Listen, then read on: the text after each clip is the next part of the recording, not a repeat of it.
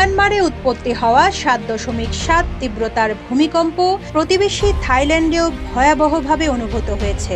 এতে দেশটির রাজধানী ব্যাংককে ৩০ তলা একটি নির্মাণাধীন ভবন ধসে পড়েছে। পুলিশ এবং চিকিৎসা কর্মীর সূত্রে জানা গেছে, ভবনে কর্মরত ৪৩ জন শ্রমিক নিখোঁজ রয়েছেন। সরকারি কার্যালয় হিসেবে ব্যবহারের জন্য ব্যাংককের উত্তরে ভবনটি নির্মাণ করা হচ্ছিল। ভূমিকম্পের কয়েক সেকেন্ডের মধ্যে এটি একেবারে ধ্বংসস্তূপে পরিণত হয়েছে। ভূমিকম্পে ব্যাংককে আরও বেশ কিছু ভবনে ক্ষয়ক্ষতি হওয়ার খবর পাওয়া গেছে। শুক্রবার দুপুরের দিকে মিয়ানমারে শক্তিশালী ওই ভূমিকম্প অনুভূত হয়। মার্কিন ভূতাত্ত্বিক জরিপ সংস্থা ইউএসজিএস বলছে, মিয়ানমারের সাগায়ং শহর থেকে উত্তর পশ্চিমে ভূমিকম্পটির উৎপত্তি। ভূমিকম্পটির তীব্রতা ছিল ৭.৭। কয়েক মিনিট পর একই এলাকায় ৬.৪ তীব্রতার একটি আফটারশক অনুভূত হয়।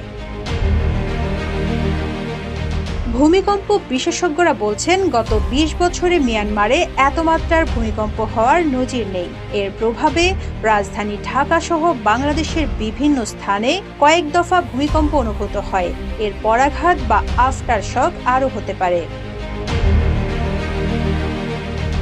বাংলাদেশের আবহাওয়া অধিদপ্তর অবশ্য বলছে, ভূমিকম্পের মাত্রা ৭.৩। তবে ভূমিকম্পের এই মাত্রা বেশ বড় বলেই বিবেচিত হয়। ভূমিকম্পের উৎপত্তি স্থল ছিল বাংলাদেশের পাশের দেশ মিয়ানমারের মান্দালয়। ঢাকা থেকে উৎপত্তি স্থলের দূরত্ব ৫৯৭ কিলোমিটার বলে জানিয়েছে আবহাওয়া অফিস। এদিকে থাইল্যান্ডের প্রধানমন্ত্রী প্যাটুংটাং সিনাওয়াত্রা শুক্রবার সামাজিক যোগাযোগ মাধ্যম এক্সে একটি পোস্টে লিখেছেন, তিনি ভূমিকম্পের পর জরুরি বৈঠক করতে দক্ষিণাঞ্চলীয় দ্বীপ ফুকেটে তার নির্ধারিত সরকারি সফর স্থগিত করেছেন। থাই প্রধানমন্ত্রী জানিয়েছেন, ভূমিকম্পের পর কর্তৃপক্ষ ব্যাংককে জরুরি অবস্থা ঘোষণা করেছে। ভূমিকম্পের প্রভাবে ব্যাংককের ব্যবসা প্রতিষ্ঠানগুলো সাময়িকভাবে বন্ধ ঘোষণা করা হয়। রাজধানীর মানুষজনকে আতঙ্কে ভবন থেকে বাইরে বেরিয়ে আসতে দেখা যায়। থাই কর্তৃপক্ষ ক্ষয়ক্ষতি মূল্যায়ন করছে এবং পরবর্তী করণীয় পর্যবেক্ষণ করছে বলে জানা গেছে। Rizwana Rinti, news desk, Ittefaq.